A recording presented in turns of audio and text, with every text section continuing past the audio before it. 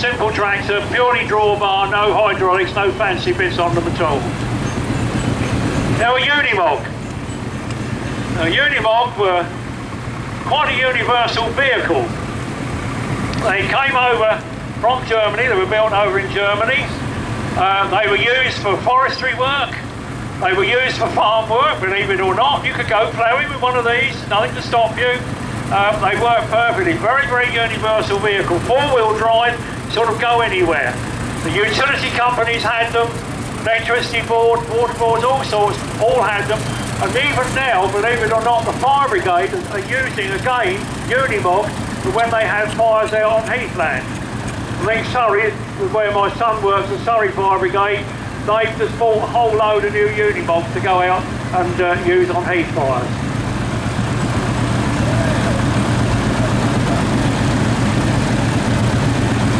Unfortunate diesel major. This one's a power major. Came along a little bit later, basically the same engine, but they somehow managed to squeeze a bit more power out of it. Again, completely original, because it's come off the farm.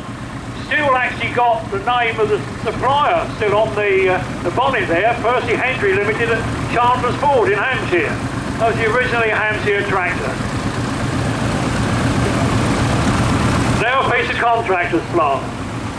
Now just look at the front wheels on it. It hasn't had an accident. You will see in a minute what you can do with those. Those wheels help it go round a tight corner. This is a grader.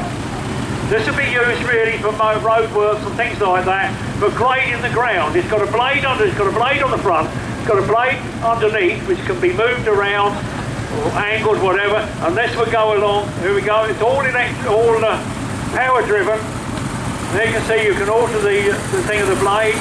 You can raise and lower it. Steering, that will either go upright or it will come over this way. It can all be done. All done by power. It's all the drive shafts going down. I can remember seeing one of these in a carnival in Farnham once, and in the middle, well, you know Farnham, in the middle of it there's like a crossroads, and it's a one-way system. And I looked at this and I thought, this is going to be fun when it has to turn the right and turn in the high street. So I made sure I was there to see it do it. Got most disappointed when I found the front wheels went over like that and he went round easy. I thought he was going to have a job getting round, but no. Very, very unusual piece of kit. Caterpillar engine in the back there. Another of the later generation of Fords. This is one of the bigger ones with a 6-cylinder engine. Big powerful tractor, weights on the front to keep the front end down. Massive great tyres on it. Hydraulics though on the back. David Brown, still very original looking tractor, David Brown 990. These were built up in Huddersfield in Yorkshire. Company's still there today, but they've amalgamated with Case and become part of them. Diesel engine, again with a cab on it. Keep it nice and dry, well, more or less. The back's still open, and I think probably did have doors. I can see the hinges there, just hasn't got the doors on it, but the back will be open, but at least you were dry. Another rare 135s, this time off farm condition. Diesel engine. Lovely little tractors these, very, very popular. So this one, as it's found, hydraulics on the back and power take-offs. Another rare little Ferguson's. This one, petrol paraffin. They originally started out, they were petrol only. When they went diesel, sorry, yeah, I'm standing here looking at the air cleaner and saying, no, that ain't right, that's a diesel air cleaner. They started out as petrol paraffin, about petrol only, because the engine was a development of the standard Vanguard car. They then produced petrol paraffin and then of course went on into the diesel, which this one is. I should have looked at the air cleaner, but I'm on the wrong side to see what sort of tap it's got on it, but there we are, the diesel version that came along a bit later.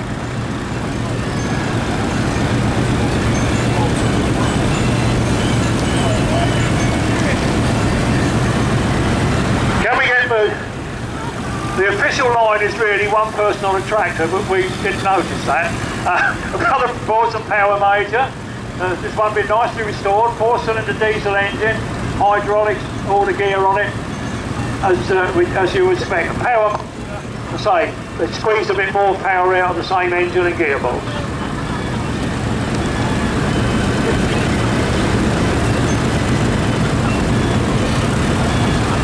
Now when the Leyland come round, I mentioned the Nuffield, the MC Nuffield, and here we have got an example of it. 4-cylinder diesel engine, a Nuffield Universal. The Nuffields were quite unusual because you could actually alter the width of the back axle, back wheels.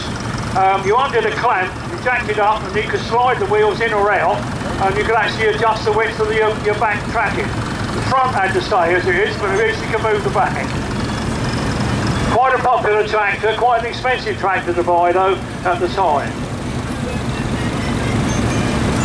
Another pair of little Fergies.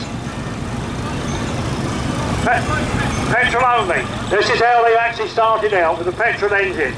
The only reason really I think they did the petrol paraffin, because most of the farmers have replaced one of the old standard Fordsons with one of these lovely new tractors with electric start and everything. When they started to do their accounts up at the end of the year, they found this lovely modern tractor had cost more to run than their old standard Fordson, which ran on petrol paraffin. The paraffin's always cheaper. So they had a go at Ferguson's, and Ferguson's developed the petrol paraffin version to keep the farmers happy.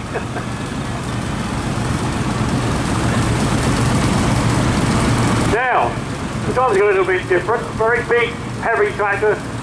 Started out as a super major, but this one has been converted to a 4-wheel drive.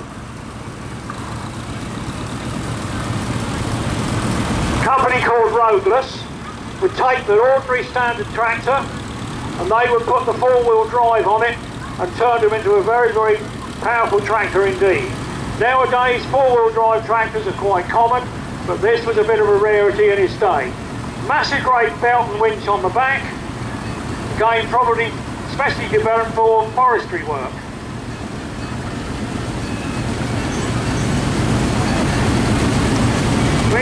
Winch is driven off the power take-on. Now the Fordson Dexter. The original Dexter was 3-cylinder diesel engine.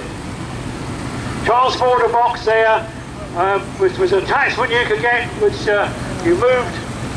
In the days when you used to have your milk in churns from the farm, you'd use that little box to take your churns down to the roadside, ready for collection by the lorry.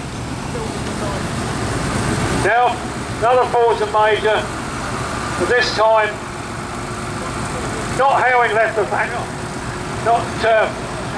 factory, got a 6-cylinder engine on it, and probably a truck engine.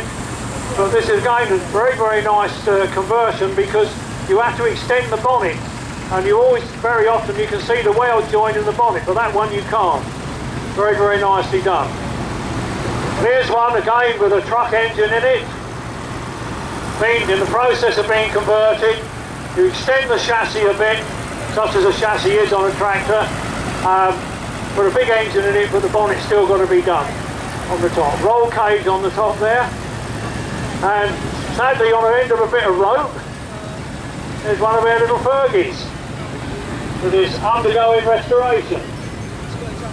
In its naked form, it hasn't even got the wings, it's got the brackets to hold the wings on, but no wings on it, and no bonnet at the moment. But come next year, that'll be out, up and running. One of the things you can get a lot of spare parts for a Ferguson new bit. Fordson E27N. This one is fitted with all the electrics on it. It's got the battery on its tray, it's got the headlamps. As I mentioned about the holes already there in all the castings, ready for you to bolt your electric supply on. Didn't have to drill any holes, that was already done for you. No hydraulics on this one, very much just a drawbar tractor. Another our standard Fordsons, pre-war again. Very straightforward tractor. Just a drawbar, nothing else. And bringing up the rear, one we haven't had before, an International.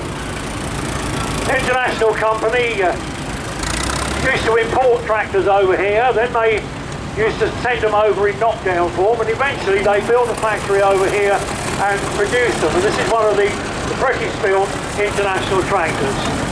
4-cylinder diesel engine, their own idea of hydraulics on the back. Again, a very, very popular tractor, one I always quite like. I keep on saying I would like to have one myself. My son keeps telling me no. He said they're horrible looking square things and I don't like them. I don't know why. I'm going to have it and I'm going to buy the blooming thing, but I'm told what to do and what not to do nowadays. But very nice to see that internationally. Well, there we are. Quite a nice lineup of tractors. Thank you to all the owners and drivers for being here with us